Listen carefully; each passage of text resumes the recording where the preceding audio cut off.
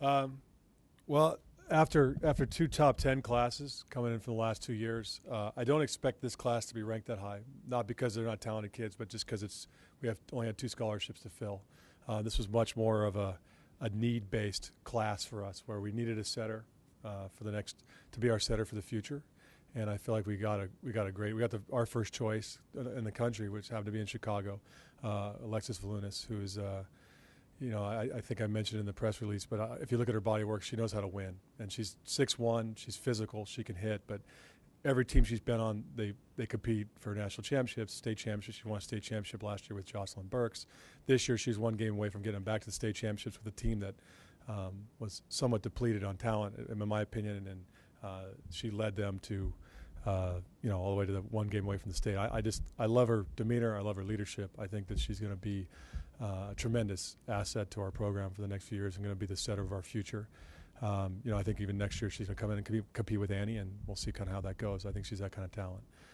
We also needed a middle, and we needed some size and physicality and athleticism, and we found a great one, I think, in Maddie. She's Maddie Mayer. She's ranked 78th by the whatever the rankings are. I think she's underrated as an athlete, and potentially they say 6'4". She looks more like 6'5" to me. Really long arms, puts up a great block, great athlete. Touches 10.4 right now, and she's got a lot of work to do. Or I think she's going to be higher than that. She reminds me of Anna Dorn as what she looked like coming in as a high school senior, where she's got a lot of potential. It's going to need some time to develop. I think she's going to end up being a great blocker and potentially could be an exceptional attacker because she's got a nice arm and has some power. So if we look at what we needed, and we got the first 2 kids we offered and the kids that we wanted, and we're really excited about the class and more what they add to the 2 classes that we had ahead of them. Moving forward, we feel like it's going to keep us nationally competitive for the next several years. So, questions? Since you talked about Alexis getting on the floor next year, what role would you envision her in? What are the options? I'm thinking that if she doesn't win the starting setting job, could we still see her in the back row? Is she that talented to help you in the back row, perhaps? Or? Yeah, I mean, I could see her running 6'2". I could see her taking the position. I mean, Annie's going to certainly have a leg up, having had this year to set, but I could see her coming in and competing to run a 5'1". I could see her being a player that we put just in the front row. I can also see if she doesn't win the battle because we think so high level that we maybe she would redshirt. I think there's a lot of options that we can looking forward, that we want to make sure we get the most out of her time. And yeah, I mean, she's 6'1", and she actually was recruited to hit at a lot of schools as well. So she's an all-around volleyball player. She's a great volleyball player, actually. And she's brothers with Eddie Volunas, who's a tight end for the football team, which is kind of cool because she's been down here a lot, and we feel like we get a good grasp of who she is as a person. How important will it be with Maddie and Alexis getting to play behind Annie and Aaron for a year and really get to learn from them? I mean, that's the nature of, Aaron got to play behind Johanna Bangert, and Annie got to play behind Hillary Hayne, and that's, the culture you want to have in your program, where these highly touted recruits come in and they learn from the kids ahead of them, and they develop and learn our culture and see what it's about to be a college volleyball player. It's a big change for them, and I think it's huge. I think it's huge to have people that are going to set a good example, and certainly Anna's learning from being behind both Joe and Aaron. I think the same will be for Maddie. This is really maybe a bigger class if you think of it in terms of what you've done in terms of possible redshirting, isn't it?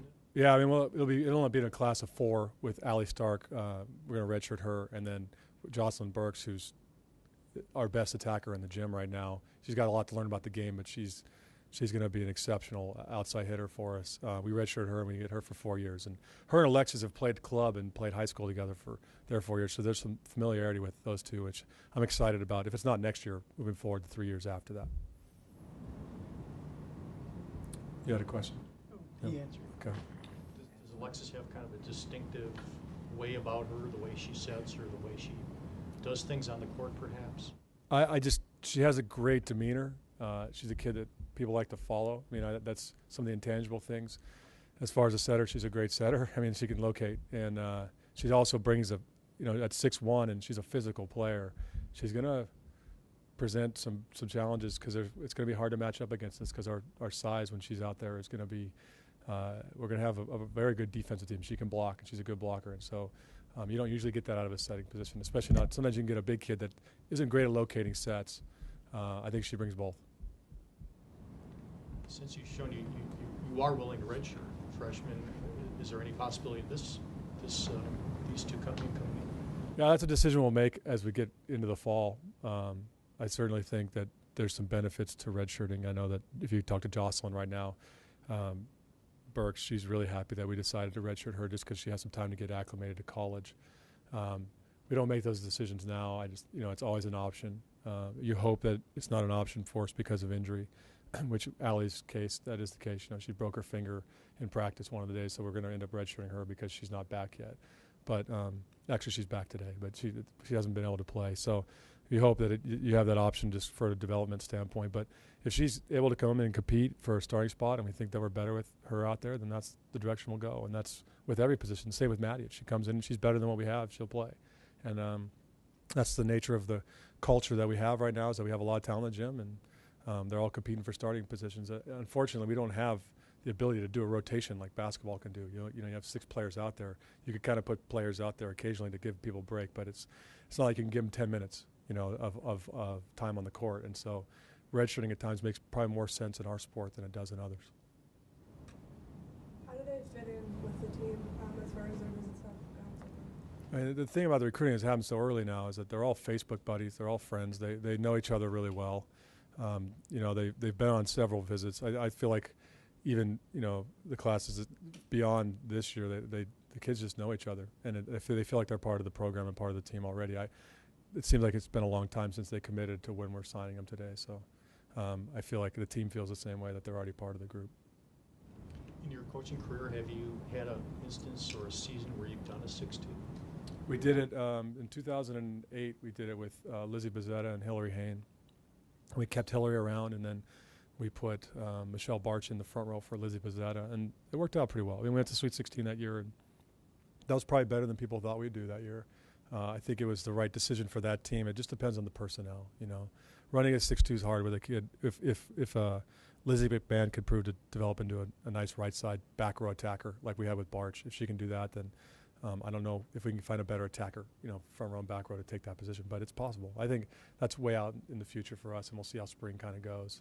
I think the possibility of doing it, we certainly have the personnel to be able to pull something like that off, and it could be a pretty good system for us. Anything else? Thanks, Coach. All right, thanks, guys.